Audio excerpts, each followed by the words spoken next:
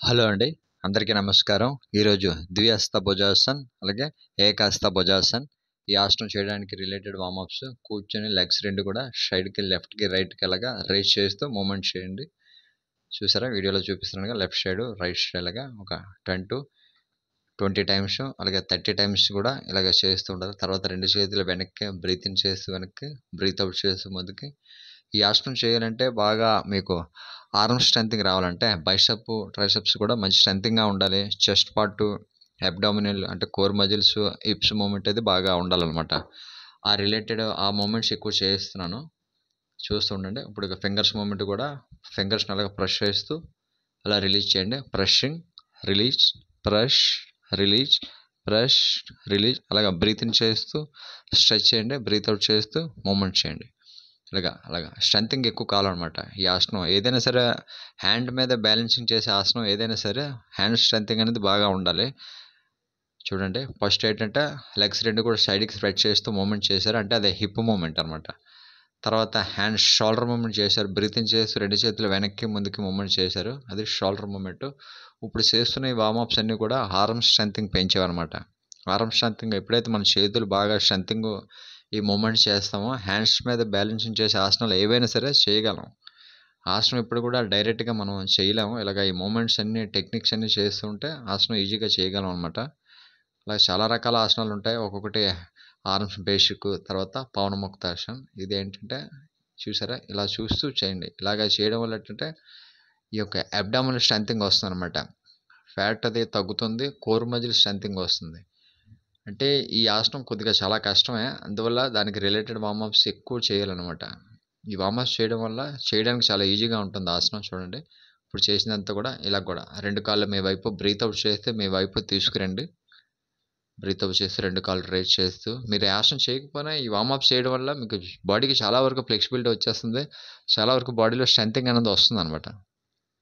బాడీలో అన్ని పార్ట్స్ కూడా మూవ్‌మెంట్ అవుతాయి. ముఖ్యంగా అబ్డామినల్ పార్ట్, హిప్ తర్వాత సైక్లింగ్ చేస్తున్నారు కదా! ఈ రకంగా అబ్డామినల్ ఏరియా మీద లోడ్ వస్తుంది. మీ కాళ్ళలో కూడా మంచి బ్లడ్ సర్క్యులేషన్ బాగా జరుగుతుంది.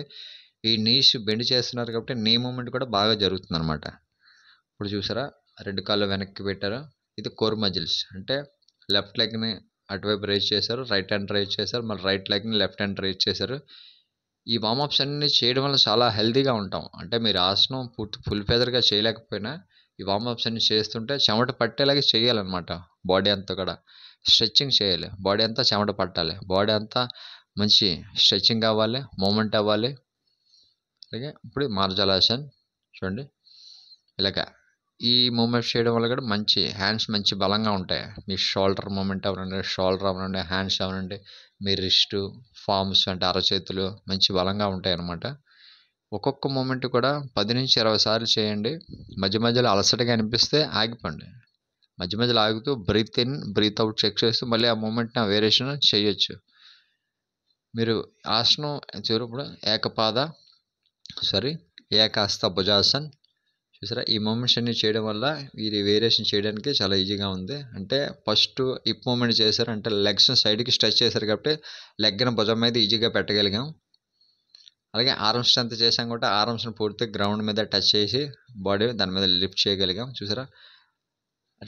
లెగ్స్ 2 కూడా స్ట్రెచ్ చేశాం కాబట్టి మీ లెగ్ ఈజీగా పైకి వస్తుంది. అంటే హిప్ మూవ్‌మెంట్ అయింది కాబట్టి హిప్ ఓపెన్ అవుతుంది. అలాగే హ్యాండ్స్ 2 కూడా బాగా మూవ్‌మెంట్ స్ట్రెచింగ్ చేశాం కాబట్టి హ్యాండ్స్ మీద బాడీని లిఫ్ట్ చేయగలుగుతున్నాం. ఇప్పుడు ద్విహస్త భుజాసన్ అంటే 2 చేతులతోటి ఒకేసారి లిఫ్ట్ చేయడం అనమాట బాడీని. చూడండి. ఇలాగ కోర్ మజిల్ స్ట్రెంగ్తింగ్ ఎక్కువ రావాలి. మీరు ఎంత కోర్ మజిల్ స్ట్రెంగ్తింగ్ చేస్తే ఎందుకంటే లోయర్ పార్ట్ అంతా కూడా మీ హ్యాండ్స్ మీదే బ్యాలెన్స్ అయి ఉంటుంది. ఓకేనా? ఇప్పుడు ద్విహస్త భుజాసన్ 2 కాళ్ళు ఒకేసారి మీరు భుజాల వరకు వెళ్ళకపోయినా చేతుల మీదైనా సరే బ్యాలెన్స్ చేస్తూ అలా ఉండాలి. ఇది ద్విహస్త భుజాసనం అనమాట. ఈ ఆసనం చేయడం వల్ల ఏంటంటే మీకు మంచి ఆర్మ్ స్ట్రెంగ్తింగ్ వస్తుంది. చెస్ట్ అది మంచి బలంగా తయారవుతుంది. మీ యొక్క ఛాతీ అది చాలా బలంగా ఉంటుంది. అబ్డామినల్ పార్ట్ అంతా మంచి బలంగా ఉంటుంది. హిప్స్ కూడా చాలా స్ట్రెంగ్తింగ్‌గా ఉంటుంది. ఈ వీడియో లైక్ చేయండి, షేర్ చేయండి.